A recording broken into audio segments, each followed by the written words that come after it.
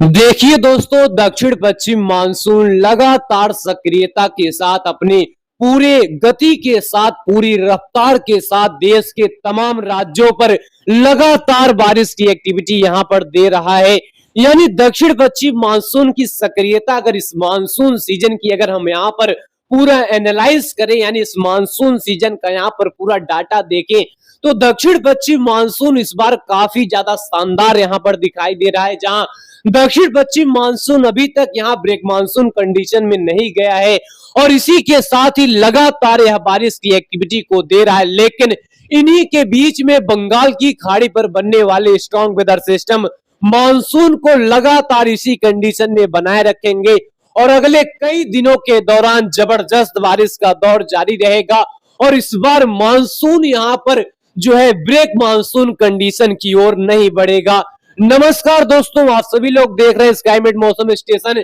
इस वीडियो में बात करेंगे कि किस तरीके से बंगाल की खाड़ी पर वेदर सिस्टम बनेगा और इसका किस तरीके से ट्रैक रहेगा, किन किन राज्यों पर यह बढ़ेगा और इसका किस राज्यों पर काफी खतरनाक यहाँ पर असर रहेगा। तो इसकी तमाम जानकारी इस वीडियो में समझेंगे, तो आप सभी लोग इस वीडियो के अंत तक बने रहिएगा। देखिए दोस्तों, भारत के तमाम राज्य, चाहे पहाड़ी क्षेत्र के इलाके हो या फिर मैदानी क्षेत्र के इलाके हो या फिर पूर्वी और पूर्वोत्तर राज्य के इलाके हो, यहाँ पर मानसून कहर बनकर टूटा हुआ है और कई इलाकों पर जोरदार बारिश की एक्टिविटी यहाँ पर दिखाई दे रही है। लेकिन इस समय की मौजूदा स्थिति की बात करें तो यहाँ पर देखिए, जहां अरब सागर से लगातार हवाएं उत्तर भारत और मध्य से लेकर पूरे पहाड़ी रीजन और मैदानी क्षेत्र की ओर बढ़ रही है, वहीं अगर बंगाल की खाड़ी की बात करें तो बंगाल की खाड़ी से जाने वाली हवाएं ये भारत के तमाम राज्यों को कम ही प्रभावित कर रही है। यानी इस समय की यहाँ पर कंडीशन है, लेकिन हवाएं केवल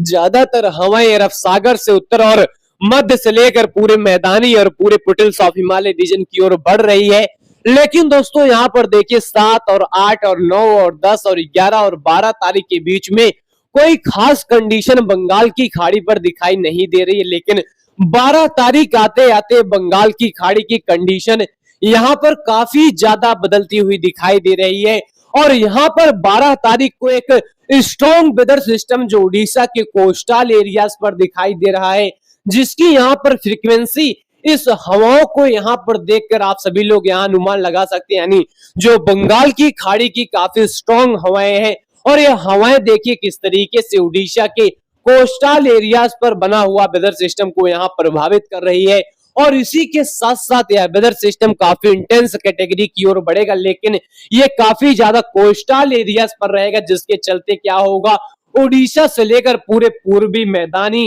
इन तमाम क्षेत्रों को यह प्रभावित करेगा। लेकिन दोस्तों यहाँ पर समझिए किस तरीके से यह वेदर सिस्टम स्ट्रॉन्ग रहेगा और किस तरीके से इसका ट्रैक यहाँ पर दिखाई दे रहा है। और यहाँ पर देखिए विशाखापट्टनम और भुवनेश्वर के ये मिडिल और ईस्ट के इलाकों पर दिखाई दे रहा है और जिसका यहाँ पर काफी स्ट्रॉन्ग दायरा खासतौर पर तब बढ़ जाता है जब इसको अरब सागर और बंगाल की खाड़ी से काफी ज्यादा यहाँ पर पोटेंशियल इसको काफी ज्यादा मिले और इसी के साथ ये काफी ज्यादा एनर्जेटिक कंटिन्यू यहाँ पर होता हुआ चला जाए। और इसी के साथ साथ यहाँ पर चीजें और ज्यादा महत्वपूर्ण तब होंगी जब यह वेदर सिस्टम एक निर्धारित जगहों पर लगातार इंटेंस और लगातार मजबूती यहाँ पर पकड़ता रहेगा। और यहाँ पर देखिए किस तरीके से हवाएं बंगाल की खाड़ी से प्रभावित करते हुए इस वेदर सिस्टम में तबाह यहाँ पर कह सकते हैं काफी ताबड़तोड़ तरीके से प्रभावित करेंगी। और साथ ही साथ यहाँ पर 13 और 14 तारीख आते आते यह जो वेदर सिस्टम है इसकी यहाँ पर आगे बढ़ने की संभावनाएं रहेंगी। लेकिन दोस्तों आप सभी को बता दें, यहाँ पर केवल एक वेदर सिस्टम नहीं नजर आ रहे, यहाँ पर कई सारे वेदर सिस्टम नजर आ रहे हैं। और इसी के साथ ही पहला वेदर सिस्टम ये आगे बढ़ जाएगा और उसके बाद ये जो दूसरा वेदर सिस्टम आप सभी को बंगाल की खाड़ी के नॉर्थ वाले भागों पर दिखाई दे रहा है, जिसका यहाँ पर निश्चित तौर पर भयानक स्थिति है, काफी स्ट्रॉन्ग कैटेगरी वाला यह वेदर सिस्टम यहाँ पर दिखाई दे रहा है। डिप्रेशन तथा डीप डिप्रेशन की कैटेगरी में यह वेदर सिस्टम जा सकता है, क्योंकि एक वेदर सिस्टम पहले से ही अंदरूनी वाले इलाके यानी उत्तर प्रदेश के दक्षिणी क्षेत्रों की ओर बढ़ने की संभावनाएं रहेंगी। और यहाँ पर देख सकते हैं मानसून ट्रफ किस तरीके से एक स्ट्रॉन्ग वेदर सिस्टम बना हुआ मध्य प्रदेश और उत्तर प्रदेश के बॉर्डर पर, और वहां से आने वाली मानसून ट्रफ जो एक स्ट्रॉन्ग वेदर सिस्टम से मीट करेंगी, जो बंगाल की खाड़ी के नॉर्थ वाले पार्टों पर दिखाई दे रहा है, जो यहाँ पर आप सभी लोग अपने स्क्रीन पर देख सकते हैं। यानी एक ही साथ कई सारे वेदर सिस्टम का सरप्राइजिंग वेदर और 16 और 17 तारीख आते आते इसकी ताकत में यहाँ पर